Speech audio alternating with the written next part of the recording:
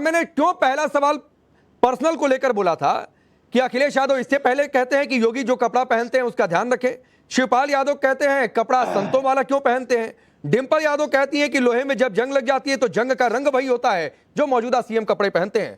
तो सर ये भगवा से दिक्कत है, वोट है, मुस्लिम वोट बैंक है, ये सब कुछ बड़ा जस्टिफाइड क्वेश्चन है। ये जो सनातन के स्वघोषित रक्षक अपने आप को बताते हैं या बताते हैं कि हम ही सनातन के कैरियर हैं, हम ही चला रहे हैं, उनसे मेरा एक सवाल, संजय निषाद ने भगवान राम पर आपत्तिजनक टिप्पणी की, आपने क्या एक्शन लिया?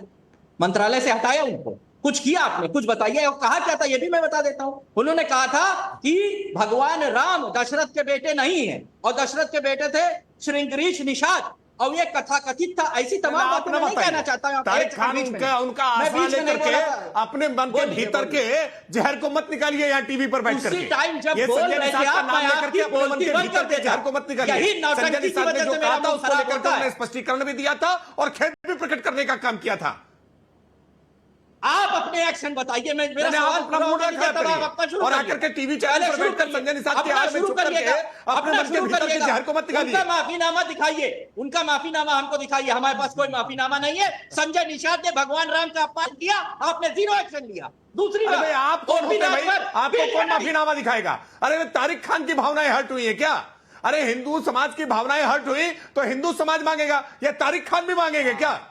नहीं, एक सवाल और है तारिक खान, एक सवाल और है अखिलेश यादव। अरे सुनिए तारिक भाई, सवाल सुनिए। अरे सुनिए तारिक भाई, सवाल सुनिए, सवाल सुनिए ना सर। अरे सर सवाल सुनिए ना। मुझे एक बात बताइए कि अखिलेश यादव, अरे सुनिए भाई, अखिलेश यादव संजय निषाद से जो वो कहते हैं उनके नक्शे कदम पर चल रहे हैं, ये प्रेरणा कि संजय निषाद से प्रेरणा मिल गई इसलिए भगवा को बोल दिया, इसलिए सनातन को बोल दिया, इसलिए राम को बोल देंगे, इसलिए अयोध्या को बोल देंगे जो मनाएगा। प्रेरणा लेते हैं उनसे, मंडल करेंगे, भगवान राम का अपमान का वर्णन नहीं नहीं। तो सर मैं पूछ तो रहा हूं कि अखिलेश यादव संजय निषाद से प्रेरणा लेते हैं एकदम नहीं, या फिर उनसे सीखते हैं? तो सर अगर प्रेरणा नहीं लेते हैं तो मत यहां पर दलील दीजिए कि संजय निषाद ने क्या कहा। योगी ले रहे हैं। आप सवाल बीजेपी से पूछ सकते हैं कि सनातन के अपमान पर आपने संजय निषाद से क्या कहा, वो सवाल आपका ठीक है, दूसरा सवाल, लेकिन ये मत कहिए जो सवाल पूछा उसका जवाब दीजिए सर। ब्रिजेश पाठक नहीं तारिक भाई सुनिए सर, सुनिए ना। आपको एक तो पहला इसलिए बुलाया जाता है कि आप सवालों का जवाब दें। आप सवालों का जवाब देने में आप सवाल पूछ भी सकते हैं, वो भी ठीक है। आपने एक सवाल पूछा, मेरे सवाल का जवाब दे लीजिए पहले। 5 सेकंड का सिर्फ सवाल है, उसके बाद आपका भी जवाब दूंगा। बोलिए। ब्रिजेश पाठक ने कहा माफिया की मजार पे जाते हैं, ठीक? उसी माफिया को 30 अप्रैल को गरीबों का मसीहा बताया ओपी राजभर ने। आपके साथ है सर ओपी राजभर तब आपके साथ हुआ करते थे अभी, और ओपी राजभर को आप लोगों ने साथ लेकर घुमा और पता नहीं क्या क्या वो बोले।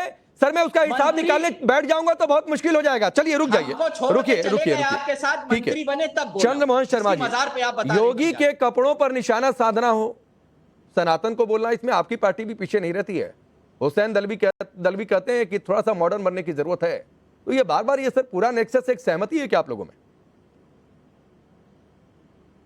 राकेश भाई आपसे बोल दूं कि इस तरह के किसी भी बयान की सहमति नहीं है, लेकिन मैं साथ में ये भी बोल दूं कि ये बयान ऐसा नहीं है कि किसी भी राजनीतिक दल को इससे आपत्ति हो। ये आपत्ति मठाधीशों और मठा से रिलेटेड हो तो जायज है, लेकिन जिसको देश की जनता ने चुना है रोटी देने के लिए, रोजी देने के लिए, बेरोजगार दूर करने के लिए, देश के अंदर व्यापार ठीक करने के लिए, महिला की इस्मत ना लूटे, लेकिन उसमें तो वो चूड़ियां पहन के बैठे हुए हैं भाजपा के नेता। अच्छा सर, जो मेरे मित्र हैं प्रवक्ता भाजपा के त्रिपाठी जी, अगर उनकी वाणी हिंदुत्व पे पूछोगे तो ओजस्विनी हो जाएगी और अगर कर्मों पे पूछोगे तो निर्लज हो जाएगी।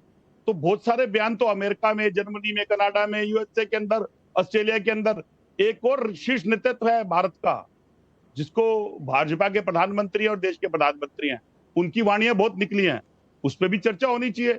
लेकिन मजा तो तभी आएगा ना क्योंकि जब भाजपा को प्लेट में सजा के रोटी तवे के ऊपर उनका मीडिया देगा और भाजपा के नेता बाहर आएंगे। नहीं अरे चंद्रमोहन जी सर, ये नसीहत मत दिया करिए सर, और नसीहत दे दिया, चलिए ठीक है, आपकी नसीहत हमने रख भी ली। तो सर जो सवाल पूछा जाए उसका जवाब दे दिया करिए कि ये बार बार सनातन से चिढ़का पूरा विपक्षी गठबंधन है, ये एक कॉमन मिनिमम एजेंडा है क्या आप लोगों का कि जितना मनाएगा बोलेंगे, मठ होगा, मंदिर होगा, राम होंगे, सनातन होगा बोलेंगे, तो ये कॉमन मिनिमम प्रोग्राम है क्या? अरे अभी क्या बात बोला अभी यहाँ पे राकेश त्रिपाठी ने कि इससे तारिक अहमद का हर्ट नहीं होता। हाँ तो सही बात है, तारिक खान हिंदू थोड़े नहीं है, तो उनकी भावनाएं, धार्मिक भावनाएं कैसे आहत हो सकती हैं? राकेश पांडे, इसमें मैं क्या challenge गलत है? करता हूं आपको कि अगर आप में दम है तो मेरी बात का जवाब दीजिए। अगर एक राष्ट्रीय प्रवक्ता एक देश के नागरिक को कहता है कि वो हर्ट नहीं होता और दूसरे नागरिक के साथ खड़ा होता है, अरे भाई, तो ये द्विपक्षीय अच्छा सरकार- चलिए राकेश त्रिपाठी 30 सेकंड जवाब दे लीजिए, फिर मैं अवधेश जी के पास जाऊंगा। बावजूद इसके कि क्यों राकेश त्रिपाठी ने कहा, ये बात बहुत साफ है भाई, मठाधीश पर बोलेंगे तो हिंदू धर्म का लेना देना है, दूसरे धर्म की धार्मिक भावनाएं कैसे आहत हो सकती है? राकेश त्रिपाठी 30 सेकंड। देखिए, ऐसा है, चंद्रमोहन शर्मा कांग्रेस पार्टी के नेता है और कांग्रेस पार्टी ही तो इस पूरी समस्या की जड़ है।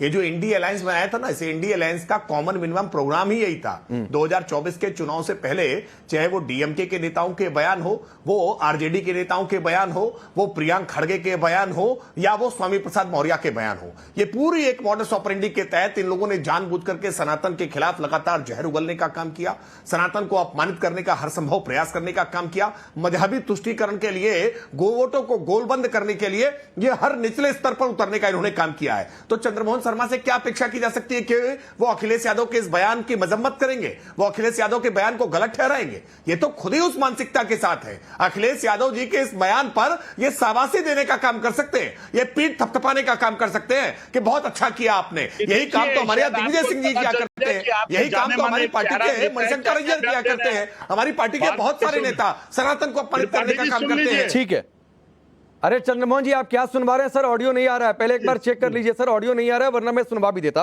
तब तक आप ठीक कर रहे हैं, चेक कर लीजिए। अवधेश जी, ये कैसी अखिलेश यादव की टीस है कि जुबा पर मठाधीश है, निशाने पर योगी है? नहीं, अकेले अखिलेश यादव जी की नहीं है, हमारे चंद्रमोहन शर्मा हमारे मित्र हैं, इनके जैसा व्यक्ति भी, मतलब इस देश में हो क्या रहा है? राजनीति उनका विरोध योगी आदित्यनाथ से है कि देश के मठ और मठाधीशों से है? आप चाहे किसी को बोली, इस प्रकार की भाषा, मैं पूछ रहा हूं आपसे, क्या गुरुद्वारे के बारे में बोली जा सकती है? क्या मस्जिद के बारे में बोली जा सकती है? देखिए, मठाधीश का अर्थ हमारे यहां हम लोग भी कई बार पत्रकार प्रयोग कर देते हैं, ये मठाधीश्वर का एक शब्द है कि मठ में जिसको आपने अधिष्ठाता बनाया है जिस ईश्वर का, उसके लिए शब्द प्रयोग किया गया। उसका जो घोषित पुजारी होता है वो उसका सबसे निकटतम माना जाता है कि वो उनकी आराधना करके हमारे लिए काम करता है। तो यह शब्द अखिलेश यादव ने तो अपराध और पाप दोनों किया है, ये पॉलिटिक्स नहीं है। यार, जो लोग इसके विरोध में नहीं बोल रहे हैं वो भी उस पाप और अपराध के भागी हैं। एक अयोध्या में विजय हो जाने के बाद अगर ये मान लेना, जैसे राहुल जी ने कहा कि हमने जो है अयोध्या आंदोलन के विचार को हरा दिया है, अगर समाजवादी पार्टी राहुल जी के इस विचार से प्रभावित होकर के ये मान रही है कि हम कुछ भी बोल देंगे और उसके बाद हमको वोट मिलता रहेगा, फिर तो इस देश में जो है आगे आने वाला चुनाव भी दिखाएगा। लेकिन चुनाव से परे यह विषय है। योगी आदित्यनाथ एक राजनीतिक नेता हैं, उनसे आपकी लड़ाई है, उन पर हमले करिए, उनका नाम लेके आप मठा, लेकिन जब आप मठाधीश कहते हैं तो संपूर्ण देश के मठों मंदिरों, उसके अधिष्ठाता ईश्वर का, उनके पुजारियों का यह अपमान होता है कि उस सबको आप माफिया बता रहे हैं। और यह साधारण वक्तव्य नहीं है। अगर दूसरे आया होता तो इस पर फतवा जारी हो चुका होता, नहीं, आपने ये बहुत बड़ी बात कही है। यह असाधारण वक्तव्य है। यह इतना बड़ा पाप भारत के इतिहास में अखिलेश यादव जी ने किया है कि अगर प्रत्यक्ष ये बहुत बड़ी बात आपने कही है, बहुत बड़ी बात आपने कही है।